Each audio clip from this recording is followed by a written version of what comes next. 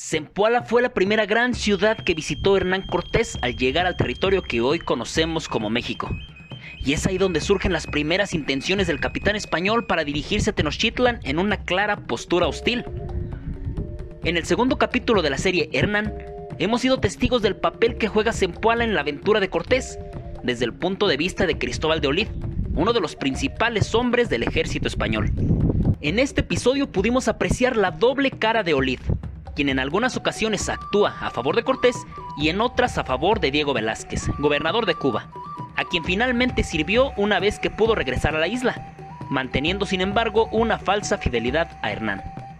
Al avanzar tierra adentro, después de los hechos ocurridos durante la batalla contra los chontales, Cortés recibió como botín de guerra a Malintzin junto a otras 20 jóvenes, y el ejército español continúa su camino y en él conoce a los totonacas. Este suceso se dio mientras Pedro de Alvarado le daba caza a un venado, pues durante su andar los españoles no encontraron población alguna que les proveyera de alimentos, y así lo relata Bernal Díaz del Castillo. Y corrió Pedro de Alvarado con su yegua tras un venado, y estando en esto vimos venir 12 indios que eran vecinos de aquellas estancias donde habíamos dormido, y venían a hablar de su cacique, y traían gallinas y pan de maíz, y dijeron que comiésemos, y nos rogaban que fuésemos a su pueblo que estaba allí. Así que como puedes ver, la escena mostrada en la serie es muy semejante a la descrita por los españoles. Seguramente también notaste la panorámica de Zempoala cuando Cortés y sus hombres llegan a ella.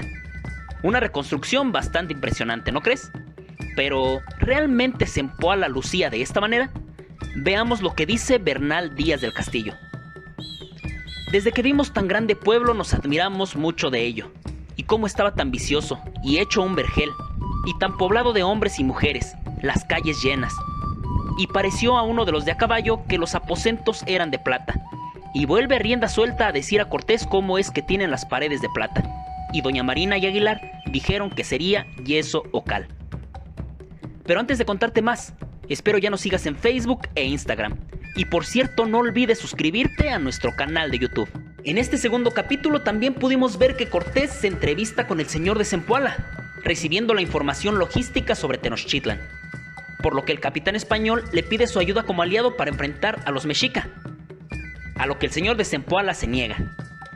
Escena que se parece mucho a lo descrito por Francisco López de Gómara y que dice así: dijo asimismo como Tlaxcalan, Huexotzinco y otras provincias por allí, con más la serranía de los totonaques, eran de opinión contraria a los mexicanos.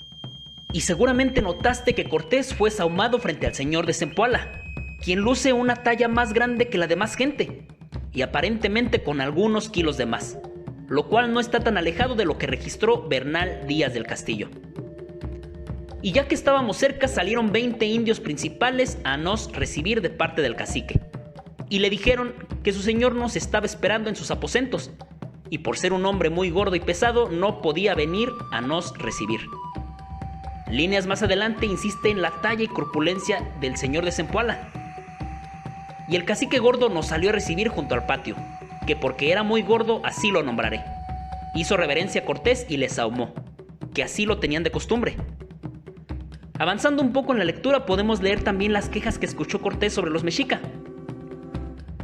Dando suspiros se queja reciamente del gran Montezuma y sus gobernadores, diciendo que de pocos tiempos acá le habían sojuzgado, y que le ha llevado todas sus joyas de oro, y les tiene tan apremiados que no osan hacer sino lo que les manda, porque es señor de grandes ciudades, y tierras, y vasallos, y ejércitos de guerra. Por su parte, Cortés en sus cartas de relación se limita a decir lo siguiente: dijeron que querían ser vasallos de vuestra alteza y de su muy grande y real poder, y que me rogaban que los defendiese de aquel grande señor que los tenía por fuerza y tiranía.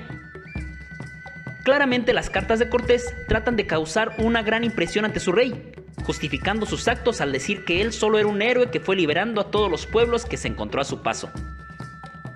En una escena más adelante, Cortés ordena la captura de los recaudadores de Tenochtitlan, asesinando a uno de ellos y atándolos de manos para presentarlos ante el señor de Zempoala, sellando así la alianza entre totonacas y españoles, lo cual es más o menos cierto. Finalmente pudimos ver la desesperación de los españoles al no poder salir de Tenochtitlan, pues estaban siendo atacados por los mexica, quienes ya no toleraban más la presencia de estos extranjeros. En esos momentos, los mexicas ya tenían por Tlatoani a Cuitláhuac, hermano de Moctezuma, quien pudimos ver en el primer capítulo siendo liberado por Cortés para tranquilizar a su pueblo, lo cual no resultó tan buena idea para los españoles.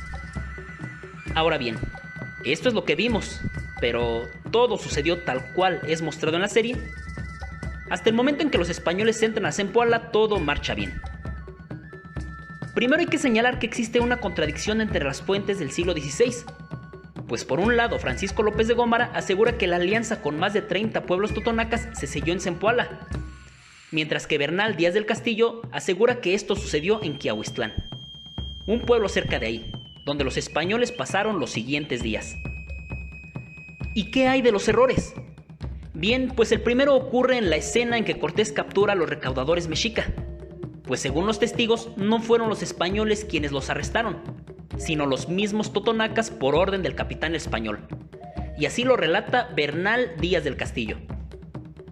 Les mandó que luego los aprisionasen y los tuviesen presos hasta que su señor Montezuma sepa la causa. Y cuando los caciques lo oyeron, estaban espantados de tal osadía. Y todavía Cortés les convocó que luego los echasen en prisiones, y así lo hicieron, y de tal manera que en unas varas largas y con collares, según entre ellos se usa. Los pusieron, de arte que no se les podían ir. Y demás de esto mandó Cortés a todos los caciques que no les diesen más tributo ni obediencia a Montezuma. En este caso, los productores y directores de la serie debieron elegir entre la versión de Díaz del Castillo o la de López de Gómara, Quiahuistlán o Zempoala, decidiendo que la escena tendría lugar en Zempoala. Continuando con la lectura de Díaz del Castillo, podemos ver más adelante que manipulando la situación, Cortés liberó a los recaudadores argumentando que él no sabía nada al respecto y que así se lo informaran a Moctezuma, echando la culpa sobre los totonacas, que no tuvieron mayor remedio que unirse a Cortés. Después de todo, ya habían cometido la ofensa de tratar como delincuentes a los mexica. López de Gómara y Bernal Díaz del Castillo coinciden en esta versión, y así es como lo relata este último. Y puso a nuestros soldados que los velasen, y a medianoche mandó llamar Cortés a nuestros soldados que los guardaban y les dijo: mira que soltéis a los dos de ellos, los más diligentes que os parecieren. Y después que los tuvo delante les preguntó con nuestras lenguas por qué estaban presos y de qué tierra eran, como haciendo que no los conocía. Y respondieron que los caciques de Zempoala y de aquel pueblo, con su favor y el nuestro, los prendieron. Y Cortés respondió que él no sabía nada y que le pesa de ello, y que se fuesen luego a decir a su señor Montezuma cómo éramos todos nuestros sus grandes amigos y servidores. Así que, como puedes apreciar, la estrategia de Cortés no fue mostrar una gran valentía enfrentando a los mexica, sino provocando la ira de estos contra los totonacas. Así podía estar en ambos bandos al mismo tiempo y tendría el favor de cualquiera que resultara vencedor.